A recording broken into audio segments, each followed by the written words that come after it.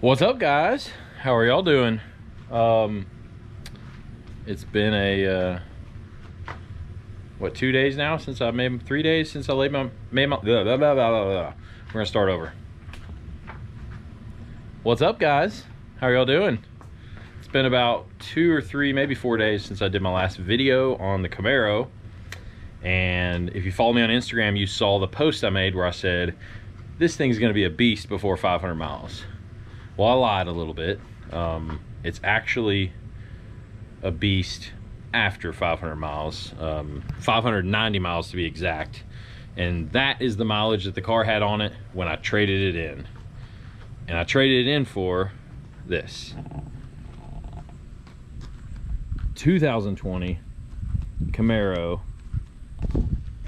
Wasn't my other one a 2020? It was, yeah. But this one's different. You see what makes this one different is this little badge right here.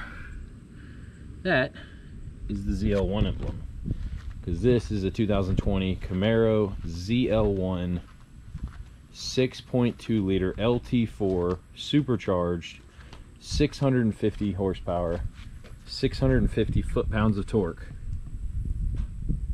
Insanity. This car is so freaking fast, and I'm not even out of break-in yet. I can't even really get in it, but it is fast. Interior wise, I'm doing this because I never really actually gave you like a review or like even a walk around of my other Camaro, and I made the video saying that I got a new Camaro and then like didn't even show you the car. I don't know what I was thinking, but anyway, so I'm going to show you this car. Before we do anything, first video of this car, we're going to give you a walk around. So here we go. Front end. Obviously the front end's a little different than the regular Camaro.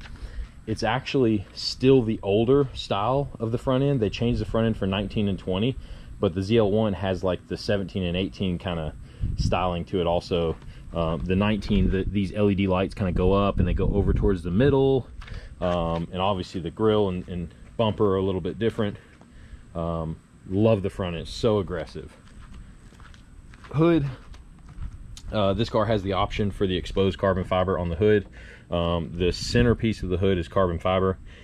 A lot of times it's black, but apparently it's an option to have it clear coated and exposed carbon.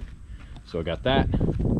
We got the gunmetal wheels, 6-piston Zl1 Brembo calipers with the 2-piece rotors.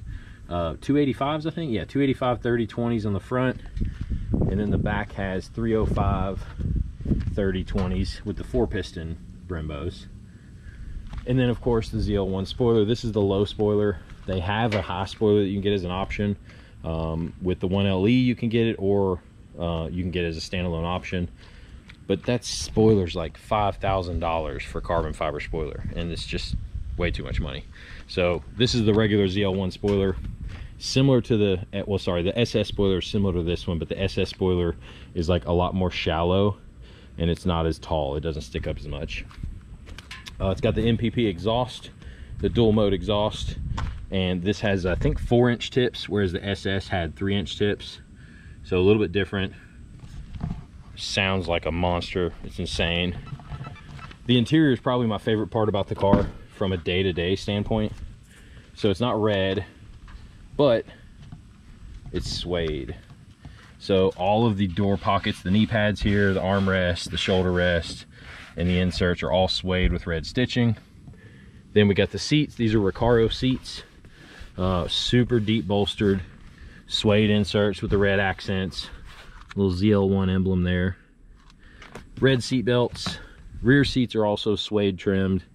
And then of course we got the suede steering wheel with the Zl1 in the bottom there.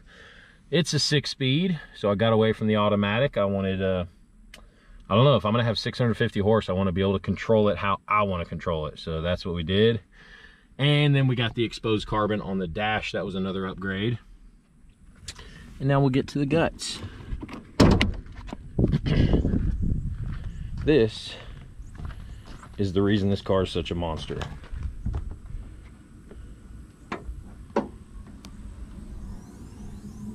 .650 horsepower, supercharged LT4 engine out of the C7 Z06 Corvette. Bone stock. for now. Let's see what it says here. Performance Build Center, Bowling Green, Kentucky. Yeah, so Christy Montgomery built this engine. Bowling Green, Kentucky. That is the Corvette plant. That is not the GM plant. So this is a Corvette motor built at the Corvette plant for this car, but for a Corvette, but kind of for this car. But for a Corvette, but for this car. So, she's nasty.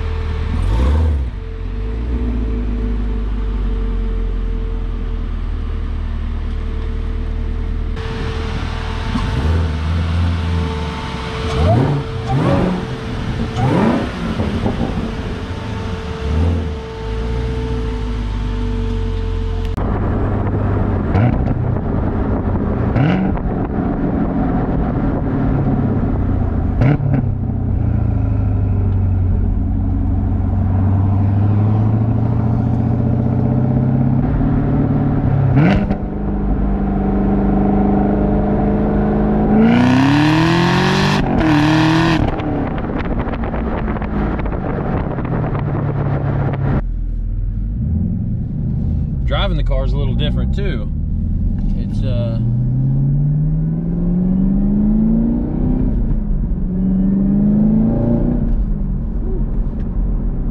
definitely a different car. You can't miss that supercharger whine, and it pulls really hard, stiff. I mean, it's just, even though it's the same car as the other Camaro, it's completely different. The suspension feels different, the handling feels different, the braking feels different. Obviously, the pull and the driving and acceleration feels different. Being a different transmission, there's kind of different sweet spots. And then obviously with a different motor, there's different like RPM ranges that you can kind of, that you tend to fall back towards as like the go-to point to start accelerating, or you know, things like that. So, but 125 miles on the car, rev matching, love it. Sounds so sick. That's one of the perks of the manual. The paddle shifters, where the automatic paddle shifters were up and down shifts. In the manual, I've got two paddle shifters, and all it really does is turns on or off my rev matching.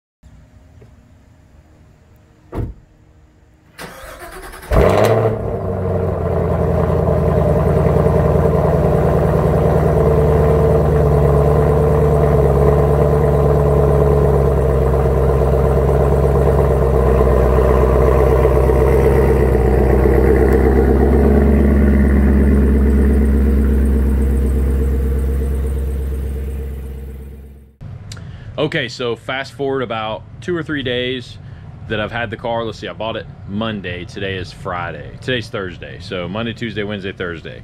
And we really don't count Monday because I got the car late in the afternoon. Just drove straight home. So I bought the car with, I want to say I had like 4 miles on it before I test drove it, and like 20 miles or 18 miles, something like that when I bought it. So I bought it literally brand new. I think I was the only test drive, because the test drive route that they take at the dealership is like 8 or 10 miles. So I think I was the only test drive, and the 4 miles were probably mostly at the factory and transport, and then probably putting some gas in it and going through PDI where they take off all the plastics and do all that good stuff. So only one that really drove it. So pretty pumped about that. But now I've got like I think I've got 100 and, well, I don't have my keys in my pocket. I think I've got 189 miles on the car currently, and I can tell you I'm stoked. It is a sick car. So fast. So mods coming up, stay tuned for that. If you haven't subscribed already, go ahead and smash the subscribe button. I know I was a truck channel, I know you guys are truck guys, but I promise you there's going to be good car content coming soon, and maybe some more truck content. So, and do me a favor, go in the comment section and drop me a quick comment and let me know what you think I should do to this car. First mods, I'm gonna pick one of them and do it, but they got to be realistic. I don't want to see you immediately with 189 miles in the car talking about getting the heads reworked and you know, porting it and blah blah blah blah, all this crazy engine work. I'm not going to do any of that. I want to retain the factory warranty as much as I can. Not that it'll automatically void the warranty, but I just don't want to deal with those headaches. So drop me some mods in the comments and I'm going to pick one of them and do it, along with some other stuff that I've already got in the works. Again, I appreciate you guys, and we'll see you in the next one.